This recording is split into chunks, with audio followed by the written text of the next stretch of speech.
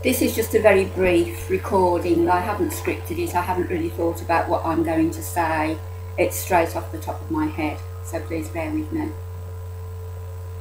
Who is the Social Services Department in the UK, whose dereliction of duty and negligence of care puts people's lives at risk? Who is the Social Services who were begged for help for over 2 years with help in looking after a man who was being cared for at home by his wife, and yet no help was forthcoming, very little help was forthcoming, no physical help was forthcoming, resulting in his wife sustaining a split head and cracked vertebrae when he fell on her when she was bathing him.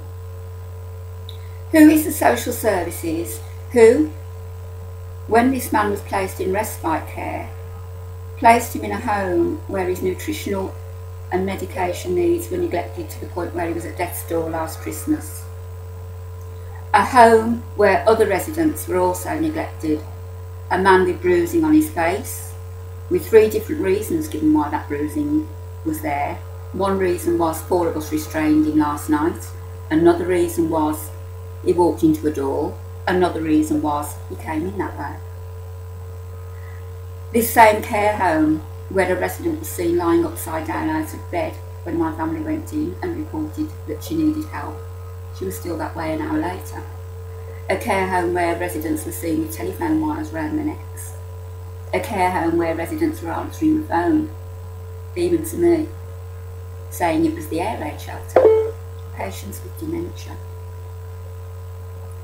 Who is the Social Services Department whose only time of being proactive was to go to the Department of Works and Pensions and take my husband's pensions and disability at source? That they have left it so long now he can never come home. The dementia has taken a hold. They've left it so long they would not help us. All they were interested in doing was getting money to tick their boxes and keep it in their budget. This same Social Services Department were requested also to investigate the care home where the abuse took place, which was a place in Jubilee Gardens, North Solihull. They did not investigate it, as far as I'm aware. They did not get back to us. We were supposed to hear something within 2 weeks. That was last January. The Care Quality Commission passed it back to Solihull Social Services to investigate. We still have not heard anything. So basically, this Social Services Department has only been proactive in going and taking people's money at source. They don't care. They don't care for the sick and vulnerable. They don't care for the people they're there to represent. The Director of Solihull Social Services is Ian McGill. His sidekick is a woman called Fiona McGill. Fiona McGill sent the police to my home on Friday the 19th of July 2013. On 2 occasions this woman has threatened me with arrest should I mention her name or Ian James's name on social media, or should I mention Jubilee Gardens. I've now mentioned all 3 again. The police who came to my home said Fiona McGill had no knowledge of what was going on at Jubilee Gardens. I have the emails actually that have been going back and forth proving that they had every knowledge of what was going on at Jubilee Gardens. These police simply came out to intimidate me.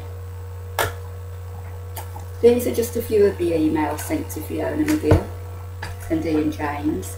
I have a pile of 1 inch thick, and they deny knowledge. They denied knowledge to the police. They've not only lied to the police, they've wasted police time. They left my husband at risk. They're leaving other people at risk. They're taking my husband's pension at source, and now he's been threatened with legal action by Lloyds TSB Bank for bills and debts left unpaid because social services have stopped his money at source.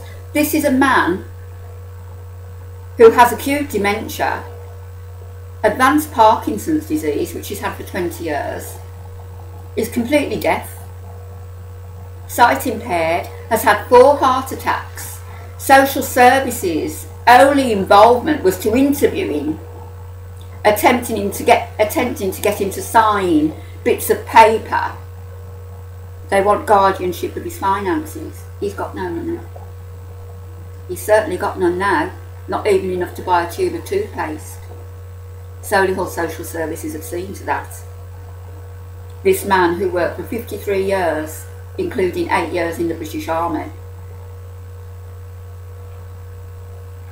Now, Fiona McGill has said she's going to have me arrested should I mention her name.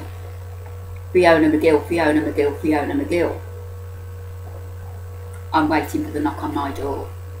And you people better be in dire fear of losing your jobs. You've not only let my family down, you're allowing abuse to go on in one of your care homes without investigating it for them. You are overstepping the mark by going to source and stopping people's pensions. And you have used another government department, i.e. the police, to come out and attempt to intimidate me, not to post on social media and not to mention your names. You are government officers. You are paid by the taxpayer. I've waited 9 months to get some help from you people since my vertebrae collapsed. I've waited since January to hear what's going on in regard to the care home where abuse was rife. You've done nothing.